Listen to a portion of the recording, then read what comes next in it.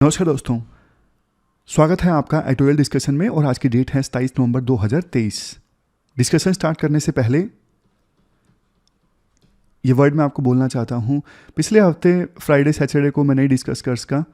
पारस sir ने अच्छे से डिस्कस किया, लेकिन पॉसिबल नहीं हो पाया सच में। जैसे सैटरडे को बिहार जाना पड़ा मॉर्निंग में, और ट्रैवलिंग के कारण बिल्कुल पॉसिबल ही नहीं हो पाया, नहीं कर पाया। तो आज हम डिस्कशन में देखो इंपॉर्टेंट इश्यूज डिस्कस करेंगे। जैसे सबसे पहले देश के संविधान से संबंधित इंपॉर्टेंट आर्टिकल है। दूसरे नंबर पे आर्टिकल है आज इंडिया मालदीव रिलेशंस। और तीसरे नंबर पे urban cooperative banks. Urban cooperative banks की गवर्नेंस पे काफ़ी सारे क्वेश्चंस उठाए गए हैं। और देखो, बहुत लोगों ने बोला कि जो एथिक्स की बुक है कंप्लीट कर ली है उन्होंने, बहुत ही अच्छी बात है। और बहुत सारे लोगों ने ये भी पूछा कि एथिक्स की बुक कहाँ मिलेगी। टेलीग्राम पे आपको मिल जाएगी। टेलीग्राम पे मैंने शेयर की थी, और ड्राइव का लिंक भी है। शायद डेट 2 नवंबर थी। हाँ, 2 नवंबर ही थी, क्योंकि उस दिन बर्थडे था मेरा। 2 नवंबर को जो वीडियो थी ना, उसके डिस्क्रिप्शन बॉक्स में भी लिंक जो है वहाँ से बुक डाउनलोड आप कर सकते हो। आज की वीडियो के नीचे में मैं डाल दूंगा, इतना ज़्यादा वहाँ जाने की आवश्यकता नहीं है। इस वीडियो के नीचे लिंक डाल देता हूँ फिर से बुक का। जिन्होंने नहीं की उनको देखो, मैं फिर से एक बार यही बोलना चाहूँगा, ये बेस्ट टाइम है मेंस कवर करने के लिए। चाहे वो एथिक्स हो, ऑप्शनल हो, या फिर मेंस के दूसरे सब्जेक्ट हों, उनको कवर करने के लिए ना आपको टाइम नहीं मिलेगा बाद में, क्योंकि धीरे धीरे अब प्रीलिम का प्रेशर आता जाएगा, तो ये मेंस के सब्जेक्ट छूटते जाएंगे।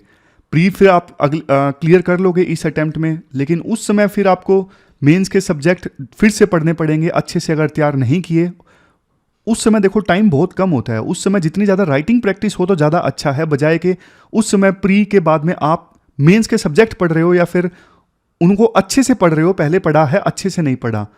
नहीं, उस टाइम राइटिंग प्रैक्टिस ज़्यादा होनी चाहिए। तो चलिए डिस्कशन स्टार्ट करते हैं। इसके बाद नेक्स्ट आर्टिकल देश के संविधान से संबंधित है। आप जीएस पेपर सेकंड के इस टॉपिक से आर्टिकल को रिलेट कर सकते हो।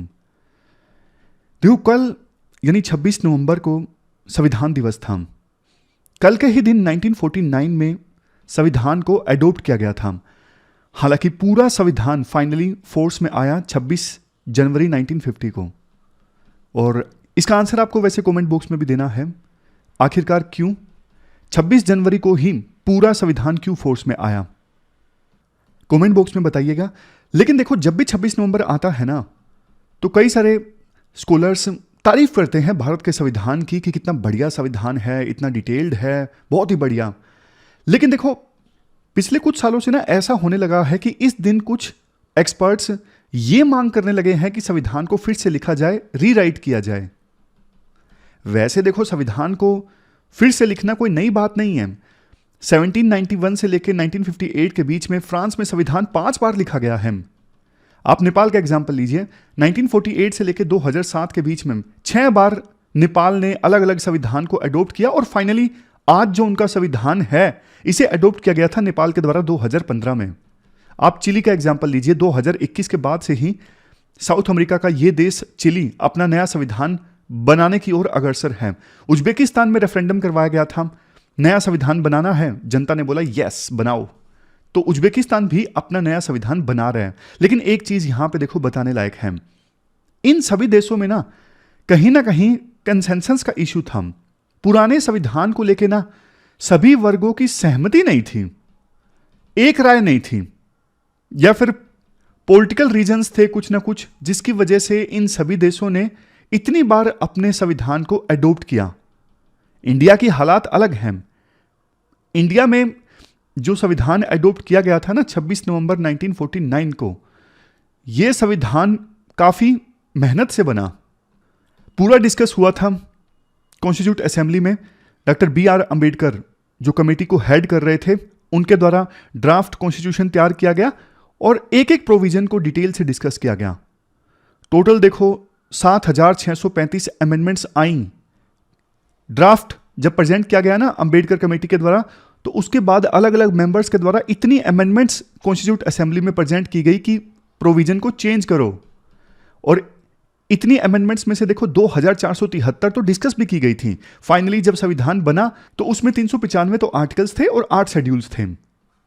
कमेंट बॉक्स में आप बताइए आज के समय में संविधान में टोटल कितने आर्टिकल्स हैं और कितने शेड्यूल्स हैं।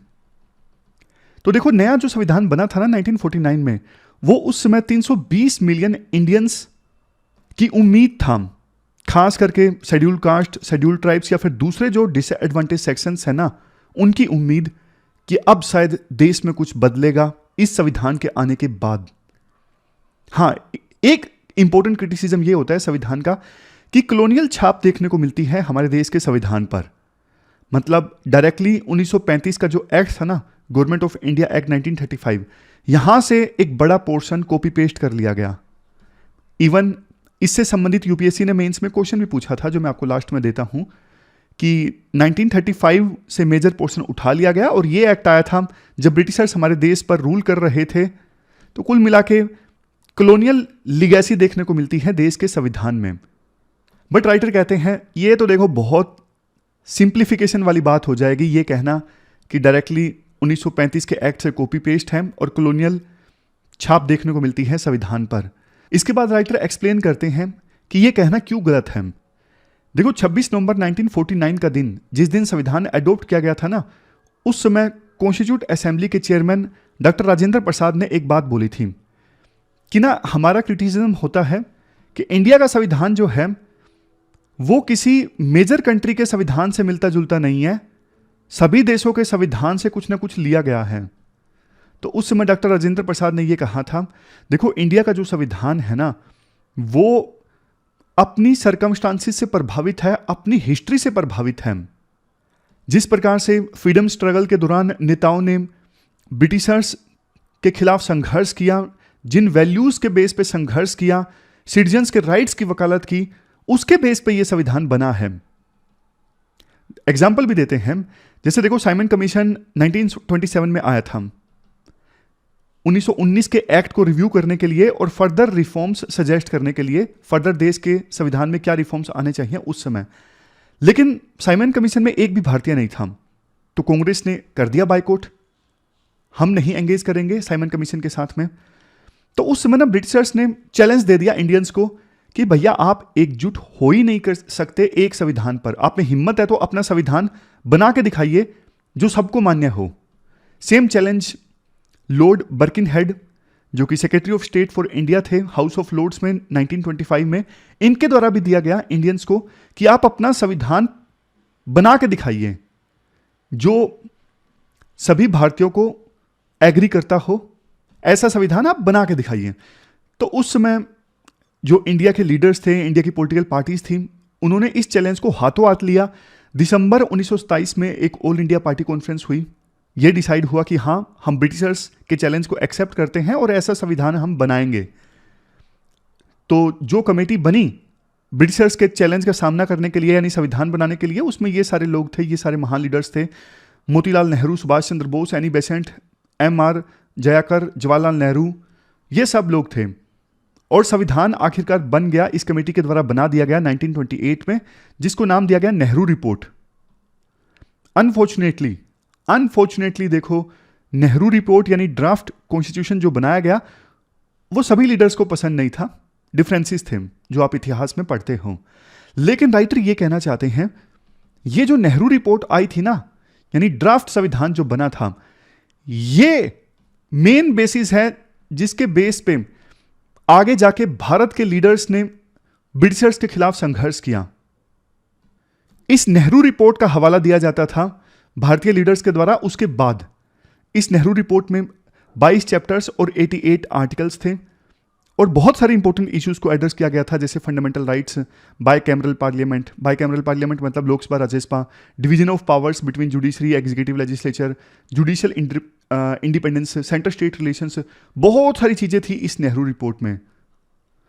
तो राइटर का मेनली यही कहना है, देखो इंडिया का जो संविधान बना ना 1949 में, वो नेहरू रिपोर्ट से ज्यादा प्रभावित था, ना कि 1935 के एक्ट से। बताते भी हैं राइटर कैसे।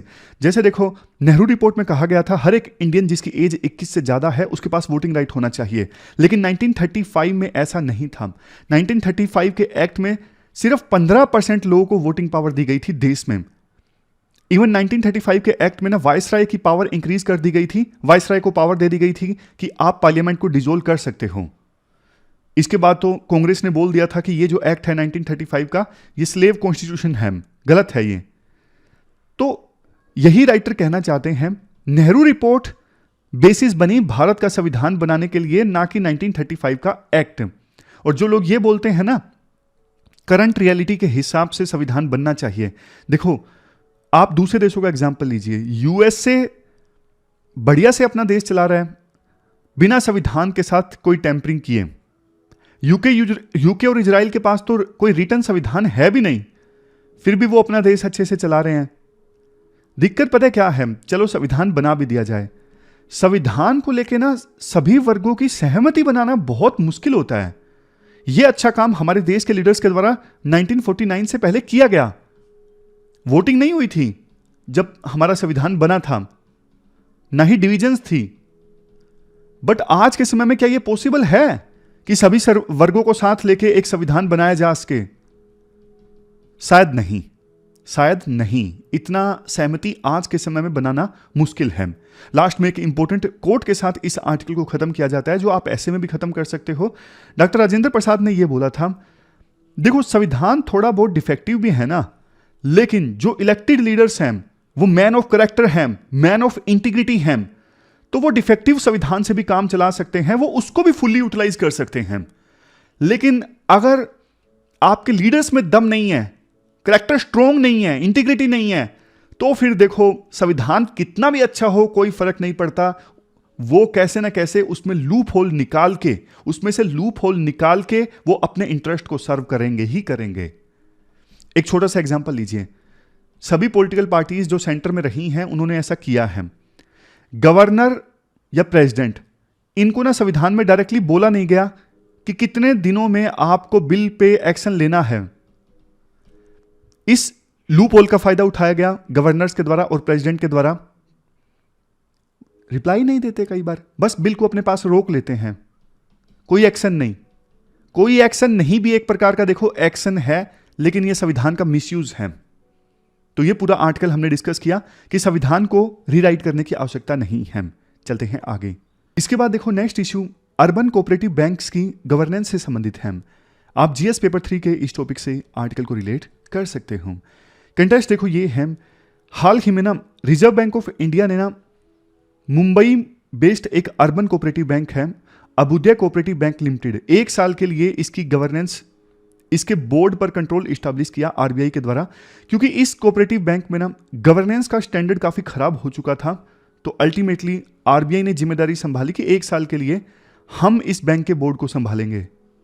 आरबीआई ने एसबीआई के फॉर्मर चीफ जनरल मैनेजर को जिम्मेदारी दी है कि आप अर्बन कोऑपरेटिव बैंक के अफेयर्स को देखिए अगले आने वाले 12 महीनों के लिए। आरबीआई ने कहा कि यह एक्शन देखो बहुत जरूरी हो गया था, क्योंकि बैंक्स के जो गवर्नेंस के स्टैंडर्ड्स हैं वो काफी खराब हो गए थे। क्वेश्चन एक ये उठता है कि कोऑपरेटिव बैंक को मैनेज कैसे किया जाता है। जैसे देखो कोऑपरेटिव बैंक है जिसके मान लीजिए 5 कस्टमर हैं, A B C D E, तो ये 5 कस्टमर है ना, ये मिल के ही कोऑपरेटिव बैंक को चलाते हैं। यही 5 मेंबर्स बैंक को कंट्रोल करेंगे, बैंक का मालिकाना हक भी इन्हीं 5 मेंबर्स के पास होगा। तो जैसे कोऑपरेटिव सोसाइटी काम करती है ना, कोऑपरेटिव बैंक भी वैसे ही काम करता है। कोऑपरेटिव बैंक्स को रजिस्टर किया जाता है कोऑपरेटिव सोसाइटीज एक्ट के अंतर्गत या फिर multi state cooperative societies act के अंतर्गत।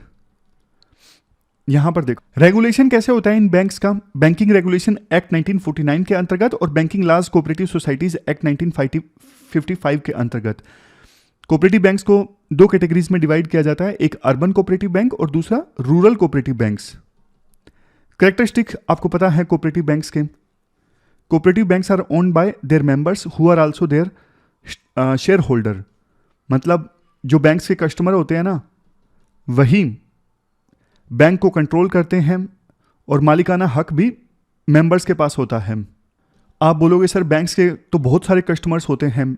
देखो जो बैंक के कस्टमर यानी मेंबर होते हैं ना, वो ना बोर्ड ऑफ डायरेक्टर चुनते हैं और फाइनली बोर्ड ऑफ डायरेक्टर जो हैं वो बैंक को मैनेज करते हैं, वो डिसीजन लेते हैं कि बैंक को कैसे चलाना है, वो इंपॉर्टेंट अपॉइंटमेंट्स करते हैं।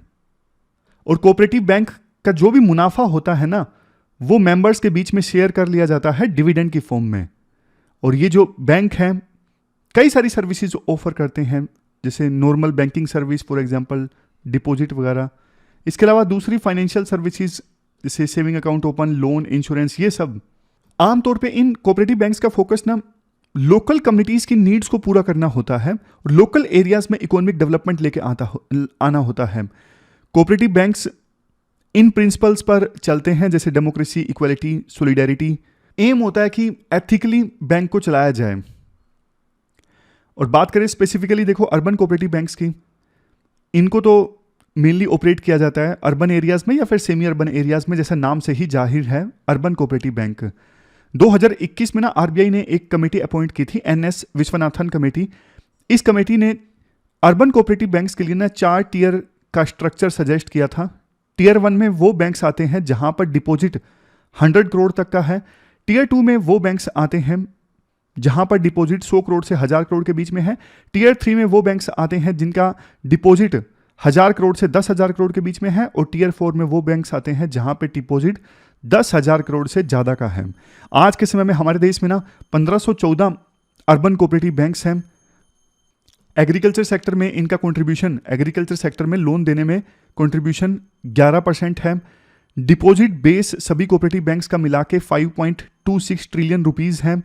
और 31 मार्च 2020 तक 94% बैंकिंग सेक्टर में जो भी बैंक्स हैं ना वो अर्बन कोऑपरेटिव बैंक्स हैं, इनका डोमिनेंस है।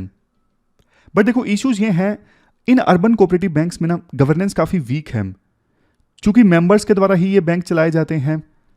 मेंबर्स बोर्ड ऑफ डायरेक्टर्स को इलेक्ट करते हैं, तो कुछ मेंबर्स की ना कई बार डोमिनेंस देखने को मिलती है। अब आपको पता है जो दूसरे बैंक्स हैं ना, जैसे एसबीआई है या आईसीआईसीआई बैंक है, चाहे प्राइवेट हो या फिर पब्लिक सेक्टर का बैंक हो, उनको बहुत सारे रूल्स एंड रेगुलेशंस को फॉलो करना होता है, बहुत रिस्क असेसमेंट करना होता है लोन देने से पहले। बट वो सारे चेक्स एंड बैलेंसेस होते तो अप्लाई इन पर भी है, कोऑपरेटिव बैंक्स पर भी, बट ये फॉलो नहीं करते। यहां पे तो कुछ कोऑपरेटिव बैंक में डोमिनेंट मेंबर्स होते हैं, वो अपनी चलाते हैं, अपने हिसाब से बैंक को मैनेज करते हैं। इसी वजह से महाराष्ट्र का एक कोऑपरेटिव बैंक पीएमसी 2019 में कोलैप्स कर गया, क्योंकि कुछ मेंबर्स ने डोमिनेट किया, अपनी चलाई, लोन दे दिया गया अंधाधुंध अपनों को ही। फाइनेंशियल इरेगुलरिटीज बहुत ज़्यादा होती हैं।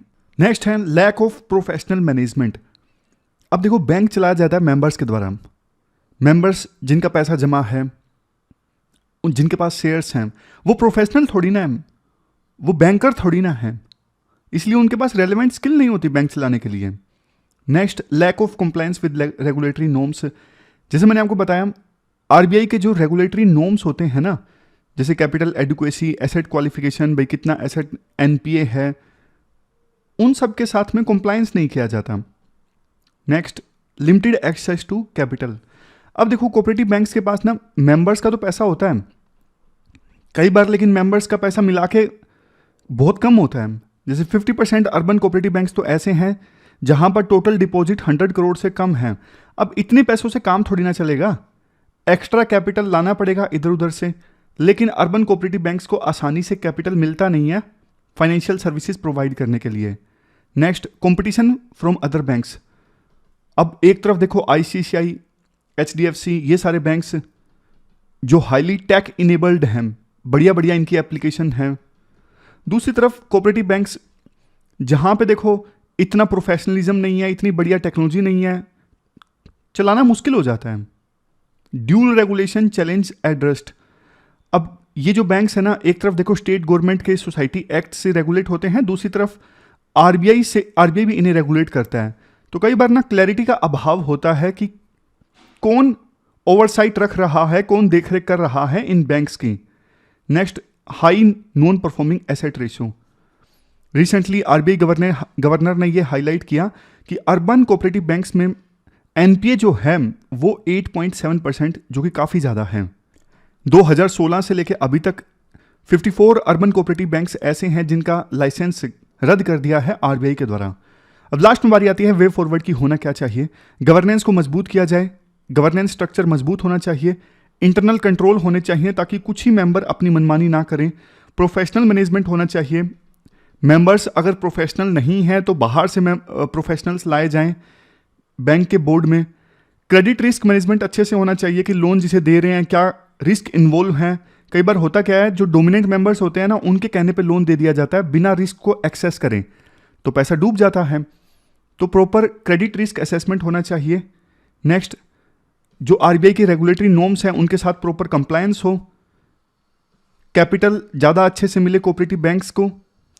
इसके लिए कोऑपरेटिव बैंक्स बॉन्ड इश्यू करें या फिर दूसरे अल्टरनेटिव्स अपनाएं। अगर देखो ज़्यादा कैपिटल रेज करेंगे ना कोऑपरेटिव बैंक से, तभी वो अच्छे से काम कर सकेंगे। अदरवाइज तो फिर वो छोटे बैंक बन के रह जाएंगे और कंपटीशन नहीं कर पाएंगे। अब नए तरह के चैलेंज हैं, जैसे IT and cyber security infrastructure काफ़ी वीक होता है, तो इनमें स्ट्रेंथ हासिल करें, मतलब इन पे भी ध्यान दें कोऑपरेटिव बैंक्स। जो अर्बन कोऑपरेटिव बैंक्स हैं वो देखो दूसरे बड़े बैंकों के साथ में कोलैबोरेट कर सकते हैं। दूसरे बड़े पब्लिक सेक्टर बैंक्स या फिर प्राइवेट सेक्टर बैंक्स, इनके साथ कोलैबोरेशन किया जा सकता है। नेक्स्ट, कोऑपरेटिव बैंक्स का ना फोकस क्वालिटी ऑफ गवर्नेंस पे होना चाहिए। 3 पिलर्स पे, कंप्लायंस, जो आरबीआई के नॉर्म्स हैं उनको कंप्लाई किया जाए, रिस्क मैनेज किया जाए और इंटरनल ऑडिट हो। अर्बन कोऑपरेटिव बैंक्स को हर क्वार्टर में अपनी रिस्क एनालिसिस रिपोर्ट जो है बोर्ड के सामने रखनी चाहिए, ताकि ज़्यादा ट्रांसपेरेंसी आए और रिस्क अच्छे से मैनेज हो। तो ये आरबीआई की रिकमेंडेशंस हैं कोऑपरेटिव बैंक्स को। चलते हैं आगे। इसके बाद देखो मालदीव से संबंधित आर्टिकल है। मालदीव में देखो हाल ही में इलेक्शन हुए, नए प्रेसिडेंट बने मोहम्मद मुइज़ू। मोहम्मद मुइज़ू जो है वो प्रो चाइना है। इससे पहले जो राष्ट्रपति थे इब्राहिम सोलिम, ये प्रो इंडिया थे, जो 2018 से लेकर 2035 के बीच में राष्ट्रपति रहे। और उससे पहले अब्दुल्ला यमीन, ये भी प्रो चाइना थे। और ये जो अभी राष्ट्रपति बने हैं ना मोहम्मद मुइज़ू, ये इन्हीं की कठपुतली हैं, जो 2013 से लेकर 2018 के बीच में राष्ट्रपति थे और प्रो चाइना है, इन्हीं की पार्टी के हैं। और राष्ट्रपति बनते ही ये अपना प्रो चाइना कलर दिखा रहे हैं। जैसे इंडिया को बोला गया कि मालदीव में जो इंडियन मिलिट्री के 77 पर्सनल तैनात हैं, 2 हेलीकॉप्टर्स, एक डोर्नियर एयरक्राफ्ट, इन सबको मैनेज करने के लिए, इनकी मेंटेनेंस के लिए, इंजीनियरिंग के लिए, इनको भारत वापस लेके जाए मालदीव से। कहा जाने लगा इंडिया की इंडियन ओशन की स्ट्रेटेजी के लिए बहुत बड़ा धक्का है मोहम्मद मुइज़ू का राष्ट्रपति बनना मालदीव का। इंडिया की ना इंडियन ओशन में एक स्ट्रेटेजी है, security and growth for all in the region and neighbourhood first policy. और इस स्ट्रेटेजी को इंप्लीमेंट करने के लिए मालदीव बहुत इंपॉर्टेंट कंट्री है इंडियन ओशन में। लोकेशन मालदीव की बहुत ज़्यादा इंपॉर्टेंट है। यहां पर देखिए मैप में आप, अभी इनका जो शपथ ग्रहण समारोह आयोजित हुआ उसमें भारत के अर्थ साइंस मिनिस्टर किरण रिजिजू ने पार्टिसिपेट किया और डिस्कस किया ये मिलिट्री पर्सनल वाला इशू। भारत सरकार का ये तर्क है कि इन मिलिट्री पर्सनल का मालदीव में प्रेजेंट होना जरूरी है एयरक्राफ्ट को ऑपरेट करने के लिए, ताकि मेडिकल इवैक्यूएशन जल्दी से हो सके। मतलब बहुत बीमार लोग हैं मालदीव में या कुछ दुर्घटना हुई है तो उनको जल्दी से इवैक्यूएट करके भारत लाके उनका इलाज किया जा सके। और काउंटर ड्रग ट्रैफिकिंग पर्पजेज के लिए भी इन मिलिट्री पर्सनल का मालदीव में होना जरूरी है। भारत सरकार के ऑफिशियल्स का ये कहना है, मुलाकात में देखो इस बात पे सहमति बनी कि कोई ना कोई वर्केबल सोल्यूशन जरूर निकालते हैं ताकि मालदीव के लोगों के इंटरेस्ट को सर्व किया जा सके। तो मतलब अभी इस इशू पे डिस्कशन होगी, लेकिन देखो इस इशू को एक बार साइड में भी छोड़ दिया जाए तो करंट प्रेसिडेंट का प्रो चाइना टिल्ट जाहिर है। जैसे उन्होंने नए इंटरव्यूज में कहा कि बेल्ट एंड रोड इनिशिएटिव जो है ये एक मौका देता है मालदीव को कि वो यहाँ पे अपना इंफ्रास्ट्रक्चर बिल्ड कर सके। इसके अलावा चाइना मालदीव फ्रेंडशिप ब्रिज जो देखो कनेक्ट करता है मालदीव की राजधानी माले को नेबरिंग आइलैंड हुल हुमाले से, इसकी भी तारीफ की गई मालदीव के नए राष्ट्रपति के द्वारा। जबकि देखो इस इंफ्रास्ट्रक्चर प्रोजेक्ट में ना बहुत धांधली हुई थी, बहुत करप्शन हुआ था पहले, लेकिन अब इसकी तारीफ की गई है। देखो इंडिया इंफ्रास्ट्रक्चर डेवलपमेंट के मामले में ना चाइना का मुकाबला नहीं कर सकता। चाइना की जेबें भरी हुई है, चेकबुक डिप्लोमेसी चाइना खेलता है, लेकिन फिर भी इंडिया अपने हिसाब से मालदीव को बहुत मदद देता है।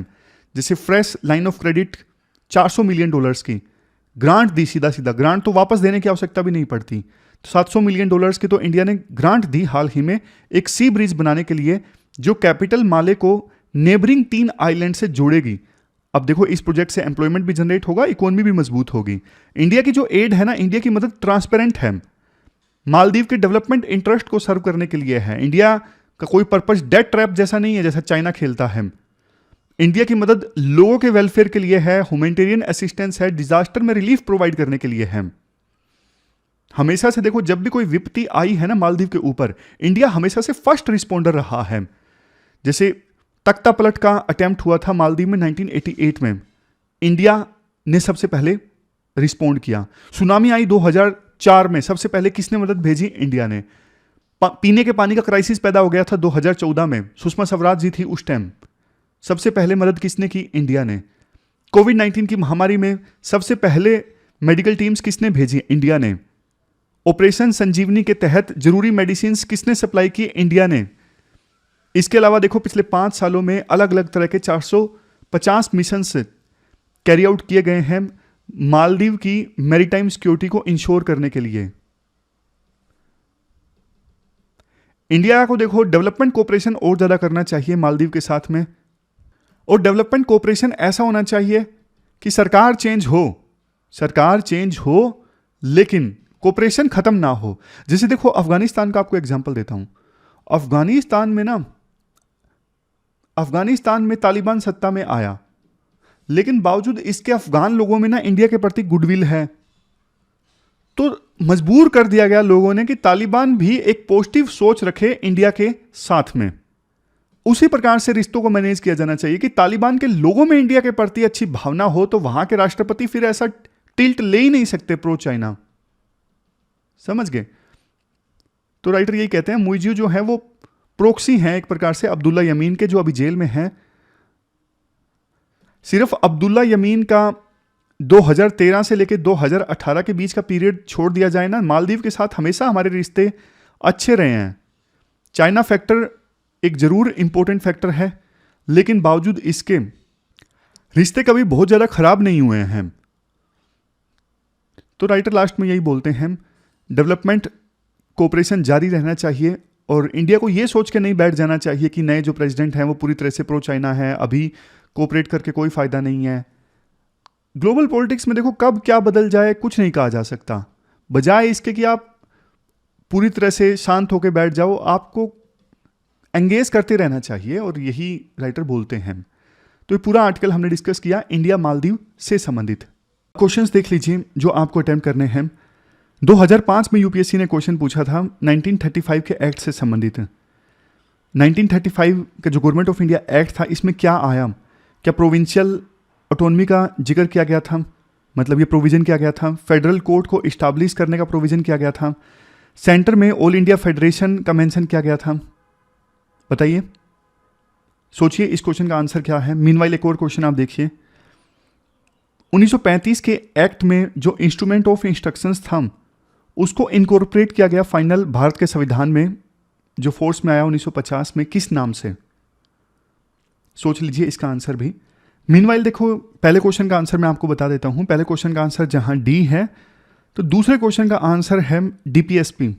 सरकार को गाइड करने के लिए जो प्रोविजन संविधान में होते हैं, डीपीएसपी, वो 1935 के एक्ट में इंस्ट्रूमेंट ऑफ इंस्ट्रक्शंस के नाम से थे। तो ये सिंपल क्वेश्चन है। ये 2 मेंस के क्वेश्चंस आज आपको अटेम्प्ट करने हैं। एक तो 1935 के एक्ट से संबंधित, ये भारत की कॉन्स्टिट्यूशनल हिस्ट्री में वाटरशेड है, डिस्कस करना है क्यों। दूसरा फिर कोऑपरेटिव बैंक से संबंधित। कोऑपरेटिव बैंक लोकल एरियाज में क्रेडिट डिलीवर करने के लिए बैकबोन है, बट देखो कोऑपरेटिव बैंक्स में ना रिफॉर्म चाहिए बेटर गवर्नेंस के लिए। इलुसिडेट आपको करना है। दोनों क्वेश्चंस का आंसर आपको देना है 250 वर्ड्स में। दोनों 15-15 मार्क्स के ये क्वेश्चन हैं। तो ये थी हमारी आज की डिस्कशन। कल एक बार फिर से मिलते हैं नई डिस्कशन के साथ में। तब तक के लिए अच्छे से पढ़िए। Thank you very much for discussion.